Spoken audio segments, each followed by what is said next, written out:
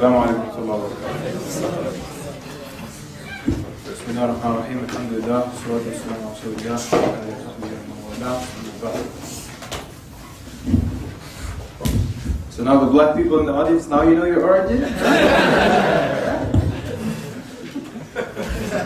Amazing.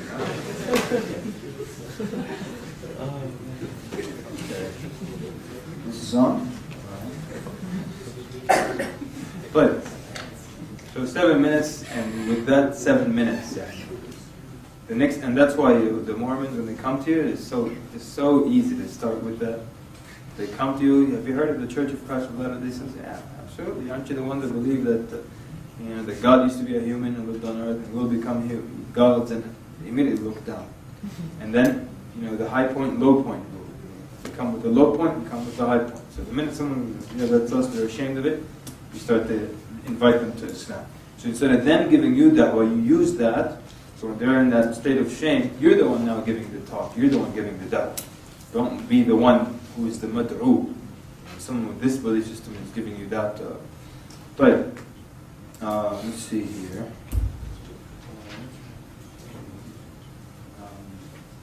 Wrote something else here. Someone asked me a question. I said I will mention it during. Okay, someone asked also. Yeah, that was one question. There was another question. Yeah, great. The question was about effeminate men. Effeminate men. They're not gay or anything. They're just effeminate. They have loose joints. The wrist falls freely. Sometimes some of them use women's cologne and things like that, but they're not gay or anything like that. In Sudan, for example, a lot of cooks are effeminate. And most of the time, the cook talks like a woman, uses a woman's perfume, but is not gay. Doesn't feel affection for men or anything like that. They're just effeminate men, and they used to exist also at the time of the Prophet ﷺ. Just a guy is just a softy, very soft, and likes the company of women and so on and so forth. They don't necessarily fall into the category of gays, unless they start doing that kind of activity and become gay.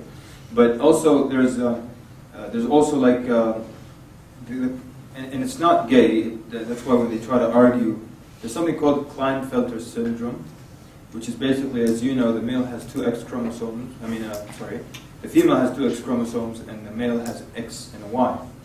So this is a genetic disorder where they have 2 X's and a Y. So XXY. So they've got XX, which is to make them female, but they've got an XY. This is the kind of person that you see who genetically was born like this, and you might see a man/woman, like someone with Klinefelters.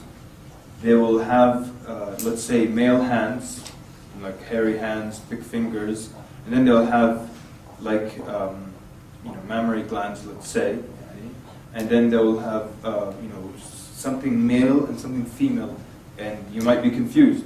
And they're not someone who went through an operation or tried to change or anything like that. They were just born like that.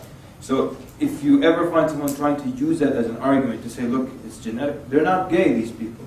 They just have both genes, and their personality will be one or the other. I interviewed one person who had Klinefelters, and he was a male, and he was married, and he was taking other hormones to just keep the feminine physical part suppressed. But he was actually a male, and he had and sometimes it's the opposite. It's a woman, but then she's got the man hands or the hair and stuff or something like that. It has nothing to do with gays, so they're not gay. Yeah, Shiraz? I forgot which one it is, either transvestite or transsexual. The one who is naturally they have their genitals are, it's like a mix of male and female. What about them? What about them as far as their ruling, or did they classify as gay? They're ruling. The ruling in the hereafter, or the ruling is like as far as going to men's rooms or the women's restrooms? Yeah, what would they be considered here, and can they marry and things like that? Well, you know what? I've never looked that up actually. I've not encountered anything like that. So has anyone looked that up in like Islam QA or something like that? Yeah. Yeah. It's also about the concept. Right? that these people, like some of them, like they're actually like sexually not active, right?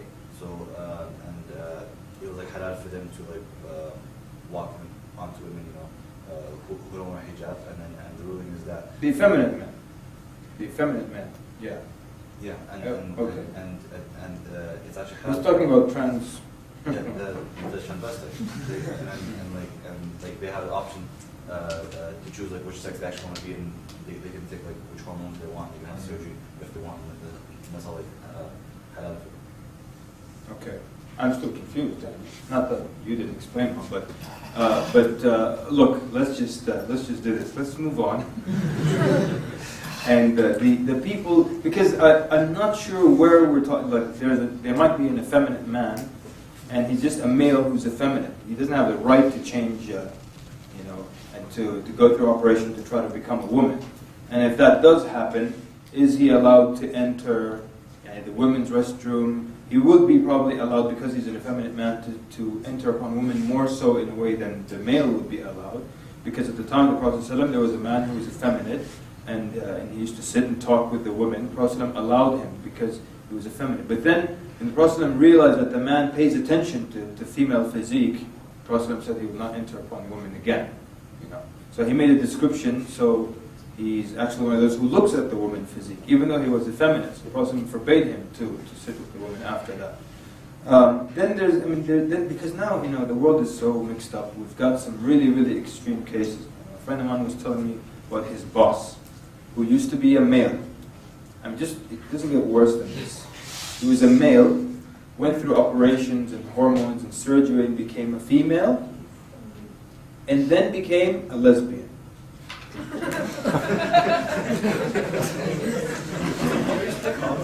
And he went back to liking women. Could have stayed a man and liked women. It just doesn't get worse than that. So, obviously, that's beyond me, those kinds of things. I don't know how to answer that. I would look it up Islam QA or I'd harass Sheikh Walid Basuni or something like that. Okay, Salah. So we said Allah does not need us to worship Him, but Allah says, وَمَا خَلَقْتُ الْجِنَّ وَالْإِنسِ إِلَّا لِيَعْبُدُونَ. So someone might ask you, well, why did He even command us to worship Him? So can you explain that? Why should we worship Allah then? Sure, He commanded us, I understand that. But why did He even command us to do that? Yes, sir. Because He created us. So can He just create us and we don't have to pray? To be thankful for what He has given us. Can I be thankful without praying? I'm not saying it's a valid argument. Yeah? Because we need it. Because we need it. We need That's to true. And that was true, Umar, and that was true as well. Ahmad, to see which of His creations are obedient to Him and which ones are not. Okay, so you can link it to obedience and disobedience. Yes, sir? What do you do like when there are bad times? You go back to worship God, right? Okay. So would be assessing of what the person was there to do. All right. So in the bad times, it's something you fall back on, worshiping Allah. Please raise your voice, brothers, so the sisters can hear. It's one of the same lines as was just saying, it's a mercy. It's not like it's not a chore. It's a mercy. The prayer itself. Uh-huh. To get Allah, brother saying it's not a chore, it's a mercy. Very good. Yes, sir? This is a question I asked you. I just want to kind of a little bit rephrase it. Just Okay. kind of tell you the premise of it. Uh-huh. This basically the premise is that what is humor for Him in creating us? Like, why did He create us? Like, why did He need to create us? Like, for enjoyment or suffer love? Right. Why did He create us? Uh-huh. So why did Allah then create us? I don't know, but could you answer the question is, we're created. That's the fact. Uh-huh. Where do we go from here? Not. Oh. What if we're not created? Right. Where did you get that from? I could have gotten it from your CD. Oh. Every time you quote something exactly like I said, I'm like, hey, because you could have thought of it, right? It's not like I made up every argument. So, excellent, very nice. So the brother is saying, sometimes, what if someone keeps pushing it with the whys? Why should we pray? Allah commands in the Quran. Why? You explain. Why? You explain. Why? You explain. Why? You explain. When you run out of explanations, now what are you going to do? You're going to fire back at him. You're going to say, look, this is what's going on. This is the situation. What are you going to do about it? That's the question. What are you going to do about it? We're here, and we don't know all the whys, But Allah is there and we're here. What are you going to do about it? That's it. You bring it back to the da'wah. But okay, let's push it with the wise until we have to stop. Someone else. Someone new. Ahmed. He's the creator, he creates. Okay. Now, by the way, please don't quote this hadith. It's not authentic. A lot of times I'll ask that question and someone will put his hand up. Now, I'm going to say it now. They'll say that كنت كنزا لا أعرف أردت أن أعرف فخلقت الخلق فعرفتهم بي فعبدوني, something like that. Basically it says I was a treasure that was not known. I wanted to be known, so I created people to worship me. And it's just not authentic. Don't use it. But as some scholars say that Allah Azza wa Jal, Allah Azza wa Jal is so magnificent and so great that He is deserving of being worshipped, deserving of being appreciated. And that's why we look at the numbers of angels, the phenomenal numbers of angels, and they're constantly worshipping Allah subhanahu wa ta'ala non-stop. They don't stop to eat or drink or talk. Non-stop, some of them, since Allah created them, and Allah knows how long that has been, they've been in non-stop worship until the Day of Judgment. And when the Day of Judgment comes, they will say, "Oh Allah, we haven't worshipped you enough." And you know the hadith of the Atat al-Sama, where in the hands, and the Prophet said, the heavens have creaked. And rightfully so that they did creak. So we're talking about the heavens, the 7 heavens. Not just, our all of space and everything that's within the first heaven, the worldly heaven. So this is just the size of the first heaven, and then the second, and the third, and the fourth, and the fifth, and the sixth, and the seventh. And their vast size, Prophet said they creaked from the weight on them. It says rightfully so that they did creak, for there is not a handspan, just from here to there, there's an angel standing, or bowing, or prostrating in prayer. So here, if just this room, you filled every handspan, there's a person here. What if we filled this whole city? Every handspan is someone. What if we filled the whole continent, the whole planet? We're talking the 7 heavens, loaded with angels, constantly standing either bowing or prostrating or standing in prayer. Prophet said they have been doing so ever since Allah created them, and they will continue to do so, quality and quantity, until the trumpet or horn is sound on the Day of Judgment. They will say, "Oh Allah, we have not worshipped you enough." All this, and so far be it from us to pray and then feel arrogant, "I just prayed to Allah." No. That's why the Prophet taught us to say Astaghfirullah. First thing you do after Salah, Astaghfirullah 3 times. Why? You're saying this Salah that I just completed is not befitting the majesty of Allah, the greatness of Allah. These angels have been worshipping this excellent quality. They don't think of anything else. And they will say, "We haven't worshipped you enough, Ya Allah." So Allah Azza wa Jalla is so great and so magnificent that He's deserving of being worshipped, deserving of being recognized. And some people try to explain this like when they say, like when you have, let's say, for the sake of an example, and it's not a comparison to Allah Azza wa Jalla, like when you have some like vintage or let's say classical car that's in superb condition, like very oldie, but it's in excellent condition. And if it's in your garage constantly, it's not appreciated, right? So that's why they have these events when they bring them, just so people can come, the public can come and look at these cars and stare inside, so they can be appreciated. Yeah? Some scholars tell you then, some of the attributes of Allah will be manifested when there is a creation. Like for example, the rahmah of Allah, it will be manifested, meaning applied, when there is a creation to show the rahmah to. The khalq, it will be manifested when there is a creation to create, and so on and so forth, and the wisdoms and all these other things. So you explain it like that. If they keep pushing it with the wise, and you're going to run out of explanation, then you turn it back on them. So, well, you know what? Now we've reached the point where my knowledge is limited, and you can't expect any human being on earth anyways to go that far into knowledge. The question now is, it's the truth, Allah exists and you're here. What are you going to do about it? Just now get back to your da'wah again. Don't always take the position of you ask, I answer, you ask, I answer. Yes, sister?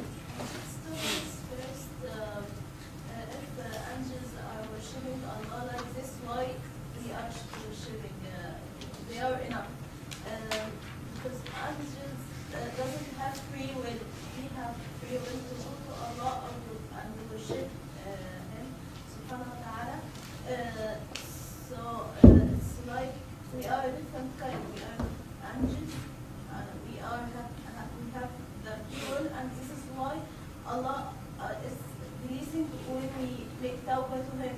Allah is pleasing with this because we are going to Him with our free will. Jazakallah khair. The second thing is that we are created from material, and that is blood and bones and so on, and spirit. And the materials are fed with water and food and so, but spirit can only be fed by Allah, by worshiping Allah. جميل جدا. Excellent. Everyone understand? جزاك الله خير. Thank you very much, sister. طيب. Let's see here.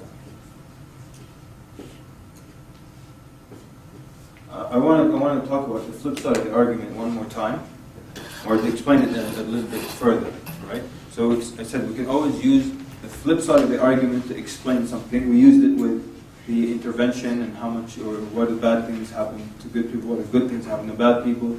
There are also other ways to do it. So for example, let's use it with a Muslim now. So one Muslim will tell you that, and you've heard Muslims make this argument before, they'll tell you that don't say that Allah is on His throne. Some Muslims will tell you that. Don't make the argument that Allah is settled on His throne. Even though Allah says that in the Quran, they tell you no, He's not on His throne. Look at their argument. When they make the argument, it sounds like it's very respectful. But when you push the argument, what are we doing here? Fixing the audio a little bit. But when you fix the argument, let's just. So basically, they're saying don't say that Allah is on His throne, because that way you're limiting. See how it sounds good? You're limiting Allah to one place. Don't say Allah is on His throne. You with me? So, the argument is you're limiting Allah. And it makes it sound like you're trying to be very respectful here. And it sounds good in the beginning. But then when you flip the argument around, it's a big, big problem what they're saying. So they're saying, don't say Allah is on His throne. You say, Allah said He's on His throne.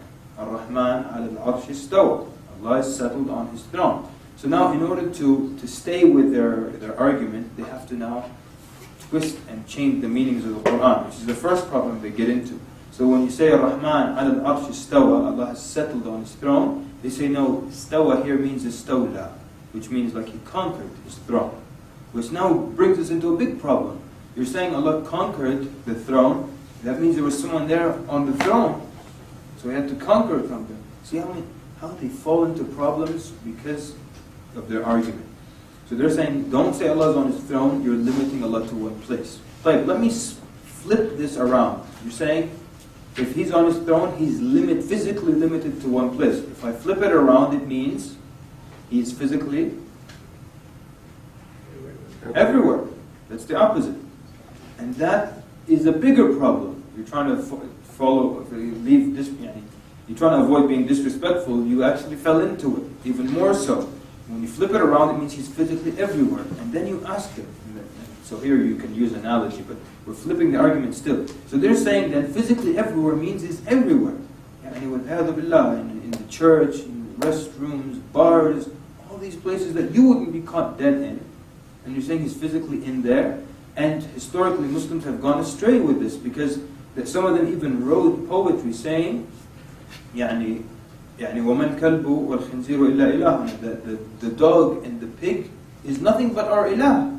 The dog and the pig is our God. Why? Because the dog takes up space, the pig takes up space, and if God is everywhere physically, that means also inside them. And so is the monk in the monastery, he's our ilah. One of them said, he said, I don't know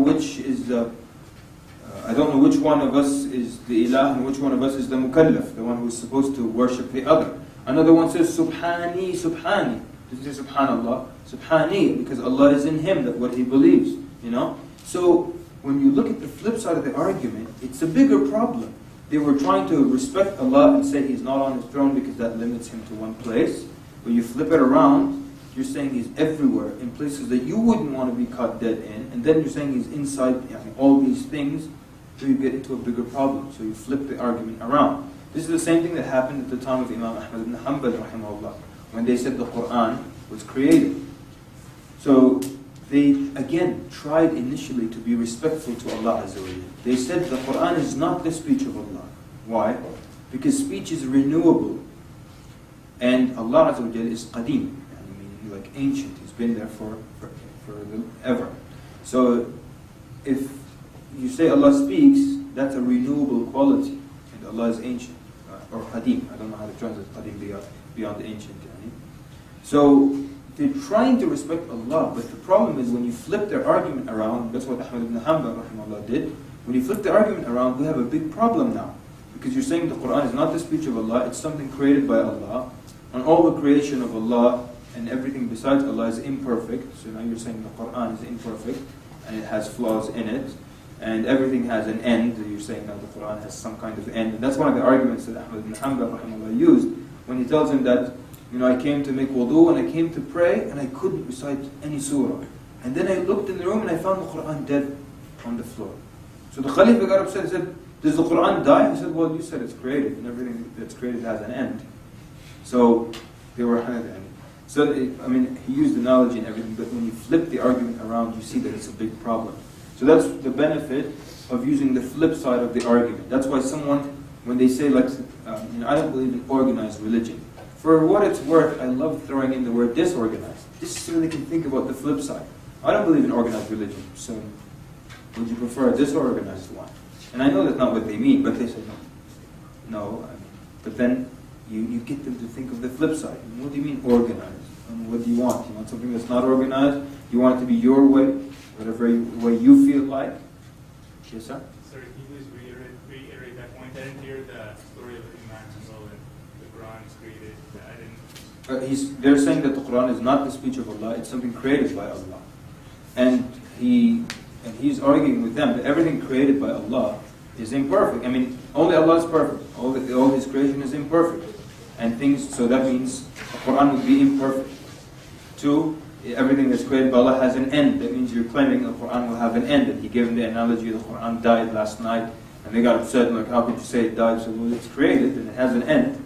So it ended yesterday, So, and then he used many other arguments, many other analogies. He also went into the Quran being the knowledge of Allah. So then he argues with the Khalifas to send him people to debate with him.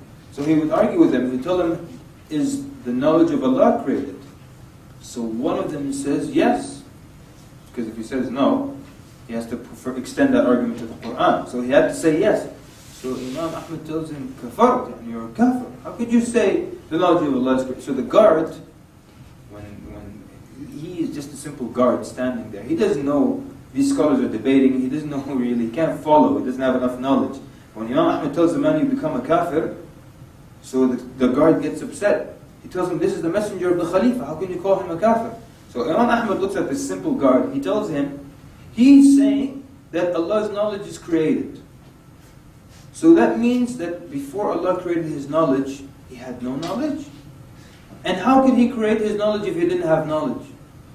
So he said the guard just started to give the guy the mean eye, He started to stare at the simple guard, so how could you say that, So he kept reversing these arguments, giving the flip side, Anyone heard the biography of Imam Ahmad? Oh, that's a small number, people. Oh man, that's a small number. The biography of Imam Ahmad is just unbelievably phenomenal. Unbelievably phenomenal. You've heard it by Sheikh Safi Khan? Yeah. Have you heard? Does Hisham al-Awadi do it? No? Okay. I actually have it. It's like 6 hours, but it's not produced anywhere. If somebody wants to take it and edit it and put it online, go ahead. I'll give it to you. It's so phenomenal. It's so phenomenal. It's so detailed. It's heartbreaking. You laugh, you cry, everything. It's just phenomenal. And what a hero, what a man. And you love him because you see that he was afraid at times, but he encouraged himself. And look at he started. Because you know what the historians and scholars say, that Allah saved this religion with a Siddiq on the day of Al-Ridda, and Ahmad ibn Hanbal on the day of the fitna or the mihna of the creation of the Quran. Why Abu Bakr and Ahmad ibn Hanbal? Why are these the two greatest stances in Islamic history according to scholars? Because there are many times when, like the Mongols, the Tatar invaded the Muslims and they destroyed their libraries and so on. But Islam itself wasn't under any threat of changing. You know, just Muslims were under the threat, but Islam was still okay, the religion. But at the time of Abu Bakr, he stayed steadfast and he preserved Islam from. They said if Abu Bakr didn't stand steadfast, today we would have an Islam without zakah. And if Ahmad ibn Hanbal didn't stand steadfast, today we would have in Islam where the Quran was created and not the speech of Allah Azza wa Jalla.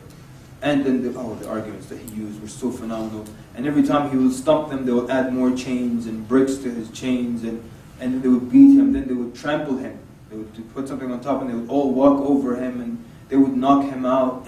And he's a thin, frail man, but he's just... And see, in the beginning, I know I'm getting into that, it's just beautiful. In the beginning, there were a lot of scholars that were on his side. Then they were threatened with jail, threatened with the swords, only 9 remained. Then they were threatened again, only the 7 of the 9 said, khalas, we'll say what you want us to say. Only 2 remained. Imam Ahmad ibn Hanbal and a young man named Muhammad ibn Nuh. Just this young man, just these 2 people, the Khalif said, send them to me. He says, Wallahi, I'm just going to kill them. So a man came in crying, said, Ahmad ibn Hanbal, the Khalifa has got the sword, he pulled it out, and he's going to kill you. Ahmad prayed 2 rak'ah, raised his hands up, and he made dua. He said that when he put his hands down, he heard some screams, the Khalifa had passed away. Anyways, such a phenomenal story. I hope you read it. That was a preview, you know. Coming soon. Anyways, where are we? We were talking about the flip side. So you see, you flip the argument around. Flip the argument. I did it with the beard guy, right? Why do Muslims grow their beard? Basically, in a nice way, told him, why do you shave? You know? There was a speech being given by a Muslim speaker at university. A woman came in, all angry and yelling, non-Muslim woman, pointing at the sisters section. Why are they covered like that? So he tells her, well, I mean, you were born unclothed. Why are you covered now? So she said, modesty. He said, well, modesty. More modesty. If you cover yourself for modesty, that means the more you cover yourself, the more modest you are. Using the flip side of the argument, and don't really use this, but it's the flip side of the argument.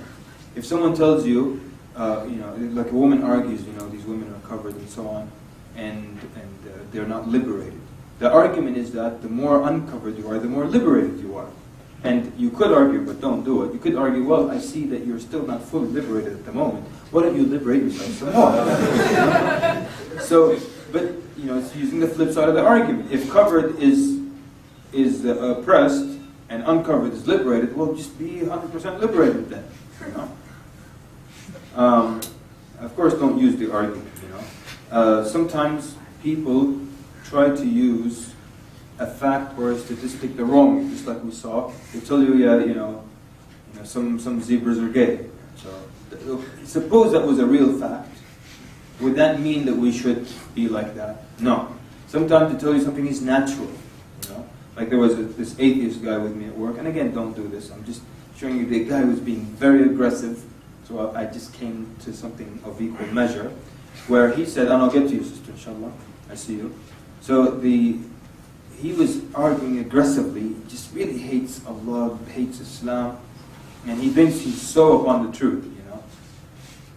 So he was saying that he was talking about women flaunting their sexuality and just like that, and I kept telling him that it's not appropriate, and he was saying, well, it's a natural thing.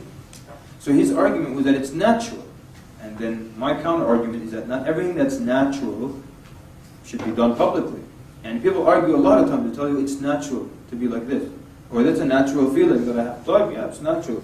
Do you do everything natural out publicly and you talk about it publicly? So I told him, So I actually told him, because of the situation and the level of aggression, so I said, it's natural to have a bowel movement, so stand on the table right now, and pull down your pants and have a bowel movement on the table. And he was stumped immediately, because it's natural, but you don't do it like that. So don't tell me it's natural to have urges and therefore, it's like these people who argue with music. They tell you, it's natural to like music. A child will listen to music, he'll start jumping up and down. It's natural. Yeah? Well, every teenager has urges. That's natural also. It's not like they bought it from a store. It's a natural urge, but does it mean it makes it okay? Some people try to argue if it's natural, that means if it naturally happens to you, that means it's halal. No. So you counter it like that. So sometimes they use the logic but in the wrong place.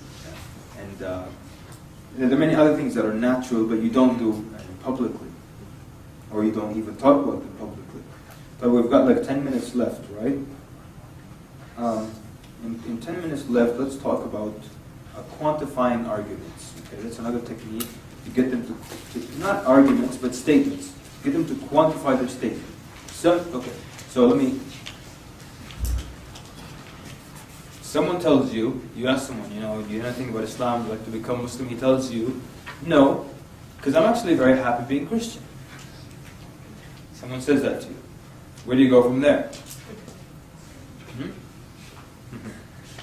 Huh? Where do you go from there? Go wherever you want to go. You're the Dawah. Ahmed. What do you mean by that? Someone else? That's it. That's Ahmed just said it. Where'd you get that from? Good. Excellent. Yeah, very good. What do you mean by happy? You can't. He actually answered it. He answered it. You have another question? Let me finish this point. And I forgot about you, sister. I'm sorry. I'll come back to you. But look, if someone tells you, I'm satisfied being a Christian, I am happy being Christian, you can't argue this statement at all. You can't argue the fact that he's happy. What are you going to say? Don't be happy. I don't want you to be happy. Or let me make you happier. You can't argue about happy. You can't argue happy. You can't argue satisfied. Lawyers use this technique. Any lawyers in the audience? What do you people study in here? Huh? You study law? Why'd you put your hand up then? You study law. So I told him. Okay. Okay. So, they use this technique. Well, someone says, I was a hard worker. So they can't tackle the fact that you're a hard worker. So they get you to quantify what hard means. So let me say, did you work 8 to 9? Or what is it, 9 to 5? Say, yeah.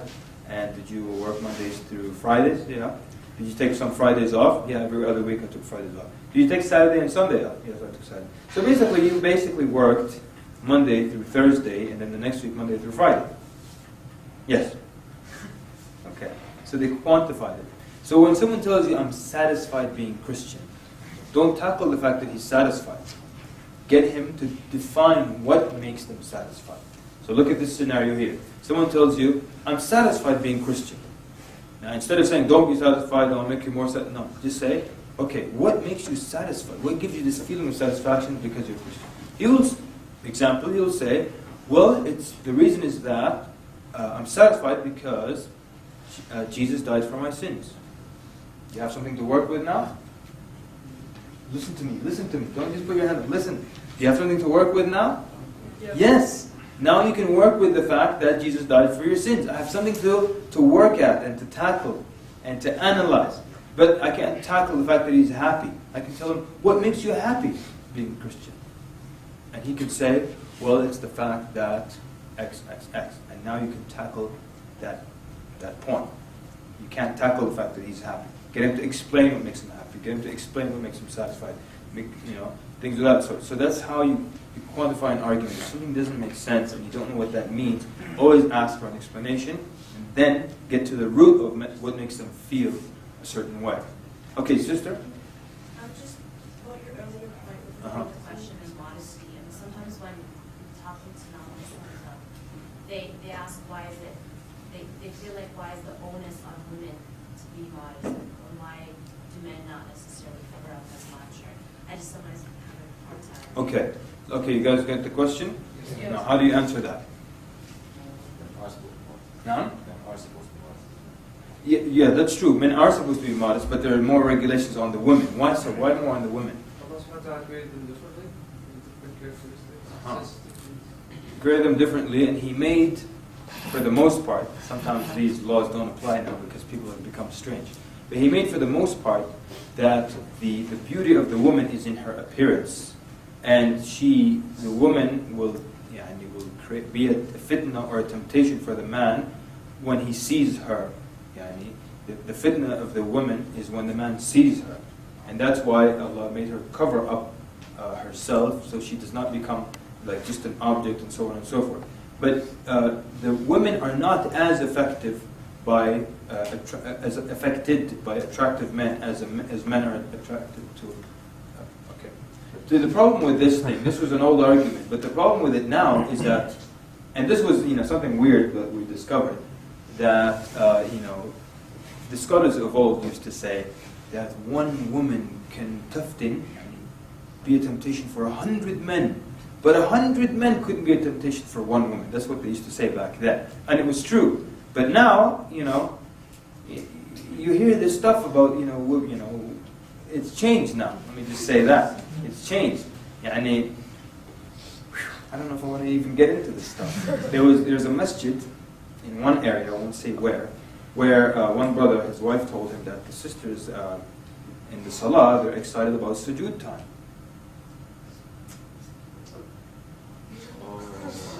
I mean, I was shocked when it was very difficult to make sujood in that place from that point on.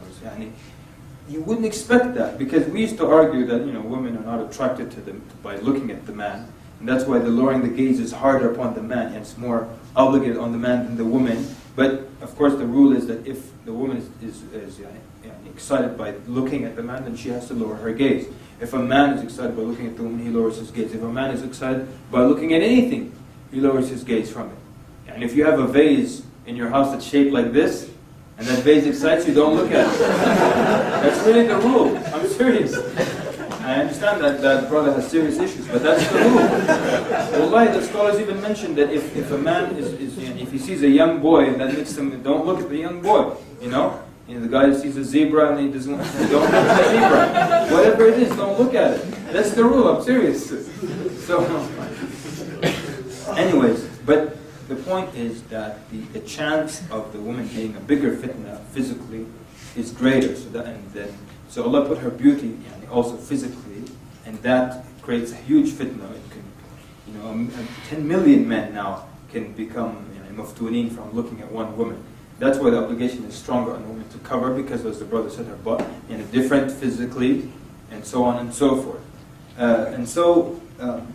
So just try to go, I know that was kind of scattered the argument, but just try to go somewhere along those lines of explaining why there's more of an obligation to cover. That's why also, you find sometimes like the hadith, where the Prophet ﷺ says that if the woman, she does her 5 prayers, she fasts her month, she obeys her husband, she guards her private parts, she go to paradise from any of the gates that she wants to.